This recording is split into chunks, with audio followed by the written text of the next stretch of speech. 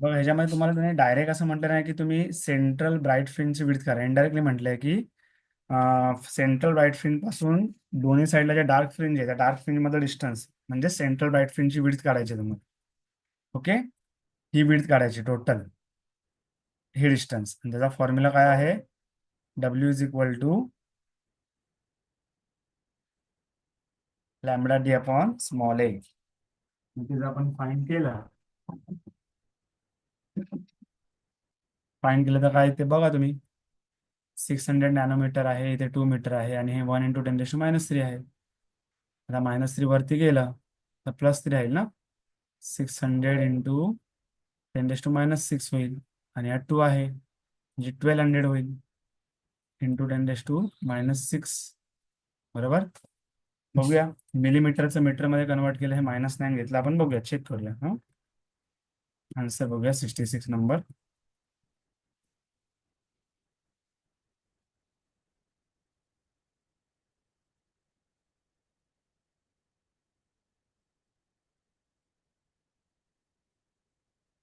1.2 millimetre येतं ते. मग फॉर्म्युला दिला होता ना तुम्हाला मी. 600 × 10⁻9 10⁻³ वरती गेल्यावर -3 आले. बरोबर. म्हणजे ऍक्च्युली ते किती झाले? 1200 × 10⁻6 म्हणजे 1.2 × 10⁻³ झाले. आणि -3 जर पुन्हा आपण हे मीटरमध्ये आहे, ह्या 10⁻³ जर हटवलं तर 1.2 मिलीमीटर झालं ते. जर डिस्टन्स काय झालं दोन्ही साईडच्या डार्क बँड मधलं, म्हणजे ही विड्थ किती झाली? 1.2 मिलीमीटर. कळालंय तुम्हाला हे? Hello. Yes, sir. Okay.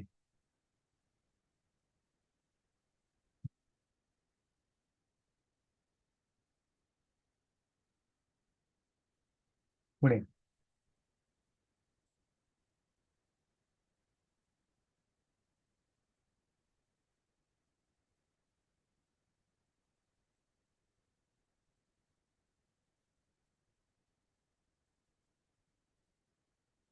Next sum बघूया आपण.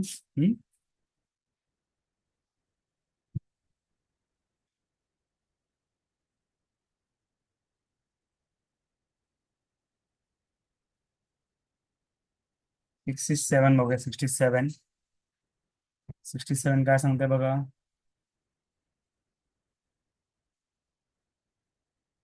In Young's double slit experiment, intensity at point is 1/4 of the maximum intensity.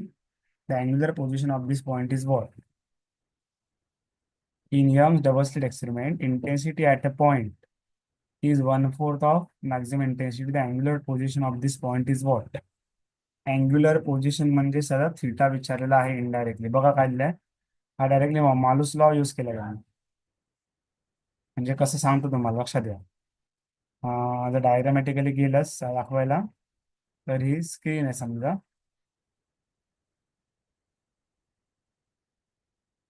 He screen आहे समजा. आणि हा सेंट्रल पॉइंट आहे. ठीक आहे. आणि इथे जे आहे ती इंटेन्सिटी मॅक्झिमम आहे, ते मॅक्झिमम आहे. आणि इथे जी इंटेन्सिटी आहे ती 1/4 ऑफ आय मॅक्स होते. 1/4 ऑफ आय मॅक्स. हे जे दोन पॉइंट आहेत ना, ह्या दोन पॉइंट मध्ये डिस्टन्स सेपरेशन तर ठीक आहे, पण थिटाच्या टर्म मध्ये काय सेपरेशन आहे किंवा फायच्या टर्म मध्ये काय सेपरेशन आहे, हे क्वेश्चन मार्क आहे. आणि त्याचा फॉर्म्युला असा आहे बघा. Intensity at any point is equal to I max cos square π/2, where phi is the angular separation between the two point. आता अँग्युलर सेपरेशन आपण दाखवू शकत नाही बरोबर. लक्षात ठेवा, या दोन पॉइंट मधलं अँग्युलर टर्म मध्ये काय डिफरन्स आहे, तर तो हा फॉर्म्युला दाखवला जातो. ठीक आहे. मग I is equal to I max cos square φ/2. जो इंटेन्सिटी ती 1/4 मॅक्झिममच्या, म्हणजे I max cancel, cos square φ/2 म्हणजे 1/4. म्हणजे कॉस φ/2 आलं 1/2 स्क्वेअर रूट काढल्यावर. आणि φ/2 येणार तुमचं, मग किती येणार φ/2? 60. बरोबर ना. φ/2 जर 60 झाला, ओके, मग तुमचा फाय किती होईल? त्याच्या दुप्पट होईल ना हो. एक मिनिट.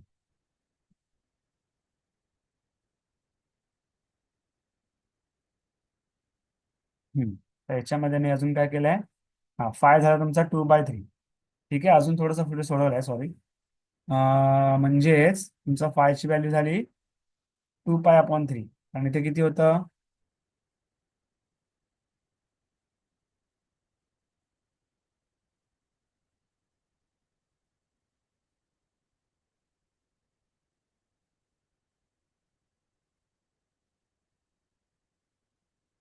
ओके. इथे फाय किती होता? π/3 होता. मग फाय किती, सॉरी, 5/2 होता, π/3, म्हणजे फाय किती झाला? 2π/3. आता हा तुमचा फाय जो हे बघा, याच्यामध्ये जे अँग्युलर सेपरेशन दाखवायचं ना, त्याचा खरा फॉर्म्युला इथे आहे बघा, थिटा आहे. अँग्युलर सेपरेशन थिटा म्हणून घ्यायचं. आता हे रेडीमेड काही फॉर्म्युलेज आहेत, हे लक्षात ठेवावे लागतील तुम्हाला. हे पार्ट डिफरन्स आहे, डेल्टा एक्स आहे, पार्ट डिफरन्स दिलाय बघा त्यांनी. हा फेज डिफरन्स आहे, आणि हा अँग्युलर सेपरेशन आहे. म्हणजे कोणत्याही दोन पॉईंट मध्ये अँग्युलर सेपरेशन फाय नाहीये, मी ते चुकून फाय सांगितलं. हा फाय पार्ट फेज डिफरन्स आहे, त्याला करस्पॉन्डिंग हा पार्ट डिफरन्स असतो. आणि पार्ट डिफरन्स वरून आपल्याला जर अँग्युलर सेपरेशन दोन पॉईंट मधून काढायचं असेल की किती अँगलचा डिफरन्स येतो दोन पॉईंट मध्ये, तर त्याच्यामध्ये हा थिटा येतो. तर ह्या फाय वरून पहिल्यांदा आपण डेल्टा एक्स काढला, आणि डेल्टा एक्स वरून आपण थिटा काढू शकतो. बरोबर. मग फायचा फॉर्म्युला काय? Phi is equal to 2π/λ into delta x. आणि फायची व्हॅल्यू आपल्याला मिळाली 2π/3. 2π/λ तसंच, आणि डेल्टा एक्स काय टाकलं? डी साईन थिटा टाकलं. 2π कॅन्सल झाला, हा लॅमडा तिकडे गेला, डी खाली गेला. साईन थिटा किती आला? λ/3d. म्हणून थिटा किती आला? साईन इनवर्स, साईन तिकडे गेला ना, साईन इनवर्स ऑफ λ/3d आला. कळतंय का हे? Yes sir.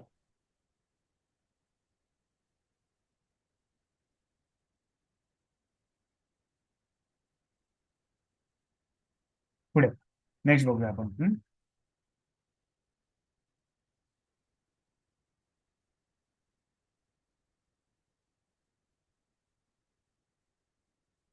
58 number.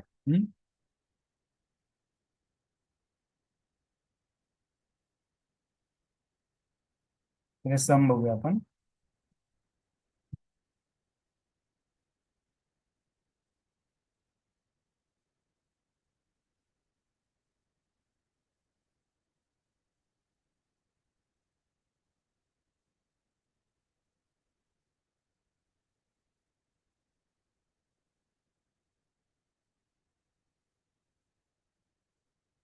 Fifty eight नंबरचा सम बघा. Resolving power of telescope can be increase by increasing. Resolving पॉवरचा डायरेक्ट फॉर्म्युला बघा इथे दिलाय त्यांनी. Resolving power of telescope is d/1.22 lambda. Okay. तर ह्याच्यामध्ये काय घेतलं त्यांनी? डी म्हणजे काय घेतलं त्यांनी सांगा? डी म्हणजे डायमीटर ऑफ आयपीस. तर टेलिस्कोप दिसायला कसा असतो? टेलिस्कोप मध्ये तुम्हाला दोन लेन्स असतात, एक आणि दोन लेन्स समजा. ठीक आहे. म्हणजे डोळ्यांच्या दिशेने आहे ती आयपीस, आणि जे ऑब्जेक्टच्या दिशेने ती ऑब्जेक्टिव्ह. बरोबर. मग त्यांनी काय विचारलंय की हा जो टेलिस्कोप आहे, प्रत्येक ऑप्टिकल इन्स्ट्रुमेंटचं रिझॉल्विंग पॉवर हे खूप इम्पॉर्टंट फॅक्टर असतो. तुम्हाला ते वे ऑप्टिक्सच्या स्टडीमध्ये माहिती असेल. तर मग याची रिझॉल्विंग पॉवर आपण काय करायचं? वाढवायची असेल, किंवा त्यांनी क्वेश्चन काय केलाय, रिझॉल्विंग पॉवर आपण कशी वाढवू शकतो? तर चार ऑप्शन दिलेत त्यांनी. बघा, पहिला ऑप्शन काय सांगितलं त्यांनी, की तुम्हाला डायमीटर ऑफ आयपीस वाढवू शकता का तुम्ही? डायमीटर ऑफ आयपीस वाढवलं तरी चालू शकतं, काही इश्यू नाहीये. ठीक आहे. म्हणजे डायमीटर वाढवतं होणार काय बघा, as per the formula, resolving power is directly proportional to diameter. दिलंय ना. मग रिझॉल्विंग पॉवर जर आपण वाढवली, एक मिनिट, डायमीटर घेतलं की काय घेतलंय? डायमीटर ऑफ ऑब्जेक्टिव्ह घेतलंय. हम्म? तर इथे जे हा जो कॅपिटल डी आहे, हा डायमीटर ऑफ ऑब्जेक्टिव्ह आहे. ठीक आहे. मग डायमीटर ऑफ ऑब्जेक्टिव्ह वाढवला तर रिझॉल्विंग पॉवर वाढणार आहे. दोन आहेत ना लेन्स, एक आहे ऑब्जेक्टिव्ह आणि एक आहे आयपीस. जी डोळ्यांच्या जवळ आहे छोटी लेन्स ती आयपीस, आणि जी ऑब्जेक्टच्या जवळ आहे ती ऑब्जेक्टिव्ह. हा जो डी आहे ना, हा जो डी, हा डायमीटर ऑफ ऑब्जेक्टिव्ह आहे, म्हणजे हे डायमीटर आहे.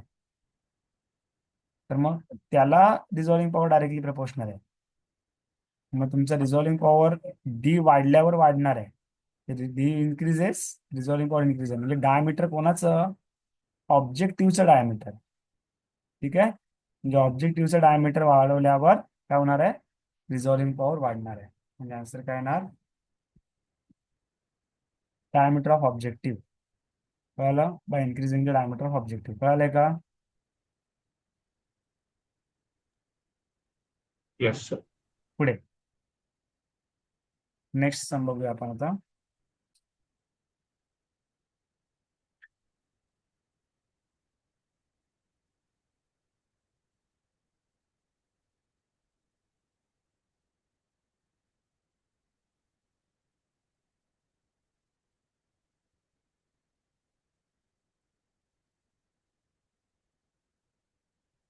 Forty eight number. 48 नंबर.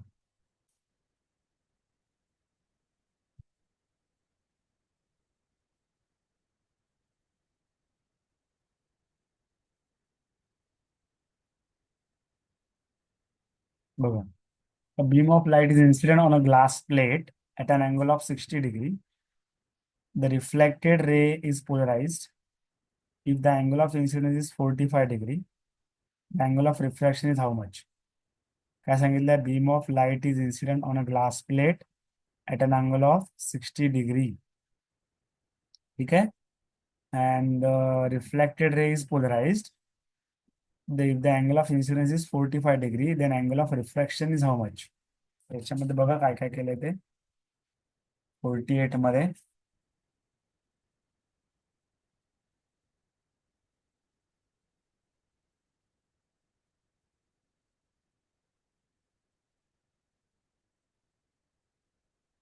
जरा थोडं समजून घ्यावं लागेल हे आपल्याला.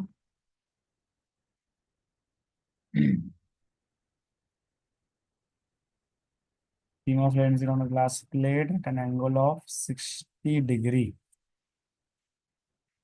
The reflected ray is polarized. If the angle of incidence is 45 degree, then angle of refraction is how much? Okay. आता इथे त्यांनी दोन केस दिले आहेत, बघा लक्षात द्या. दोन केस म्हणजे काय, पहिल्यांदा इथे जर मी ड्रॉ केलं असं, लक्ष द्या जरा.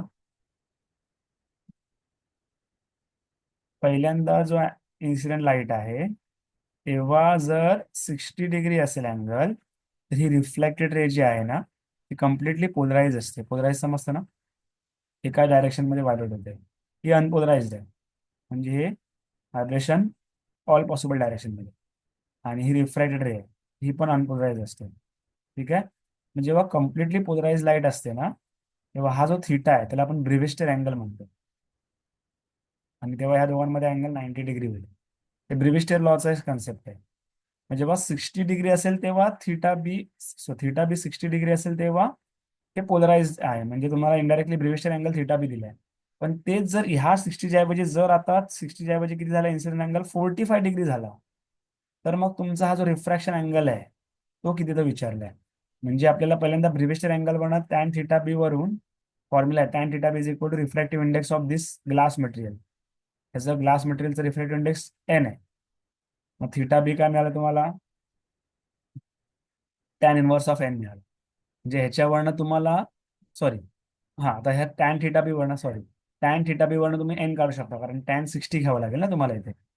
Tan 60 is equal to N, बरोबर. आता टॅन 60चा व्हॅल्यू काय आहे, साइन 60 इज √3/2 आणि हे 1/2 म्हणजे √3 येणार टॅन 60 व्हॅल्यू. म्हणजे एनची व्हॅल्यू किती दिली तुम्हाला, √3 मिळाली. पण तेच जर आता 60च्या ऐवजी इथे किती घेतलं, 45 डिग्री घेतलं, तर मग हा अँगल किती ते विचारलाय. आता ह्या दोन अँगलसाठी आपला स्नेल्स लॉ आहे, sine I upon sine R is equal to N. हा स्नेल्स लॉ आहे.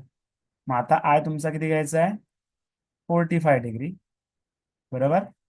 आणि साइन आर माहित नाहीये, आर काढायचा आहे, एन तुम्हाला √3 घ्यावं लागेल, कारण रिफ्रॅक्टिव्ह इंडेक्स किती मला √3 मिळाला. म्हणजे तुमचं साइन 45 ची व्हॅल्यू किती आली आहे, साइन 45 किती येणार, 1/√2, बरोबर ना. आणि साइन आर माहिती नाहीये, असा हा √3 मी खाली टाकला, किती आला, किती, साइन आर आला, बरोबर. मग आता ह्याच्यामध्ये sine R is equal to 1/√2 आणि हे √3 आहे ना. एक मिनिट, माझ्याकडनं काही मिस्टेक होते का मला चेक करू दे. √3 यांची व्हॅल्यू भेटली sin 45. हा, ठीक आहे. म्हणजे तुमची व्हॅल्यू किती झाली? हा √3 आणि √2 मल्टिप्लाय होणार म्हणजे 1/√6 होणार. 3 आणि 2 हा डिनॉमिनेटरला आणि हा इथं मल्टिप्लाय होणार म्हणजे √6. म्हणजे तुमची साइन आरची व्हॅल्यू आली 1/√6. म्हणजे आरची व्हॅल्यू किती आली? साइन इनव्हर्स ऑफ 1/√6 आली. किती आली? साइन इनव्हर्स ऑफ 1/√6 आली. कळलं का? ठीक आहे. मग ते आन्सर आहे का बघूया. ह्याच्यामध्ये बघा, साइन इनव्हर्स ऑफ 1/√6 आहे. पुन्हा बघून घ्या आन्सर, सोल्युशन नीट बघून घ्या.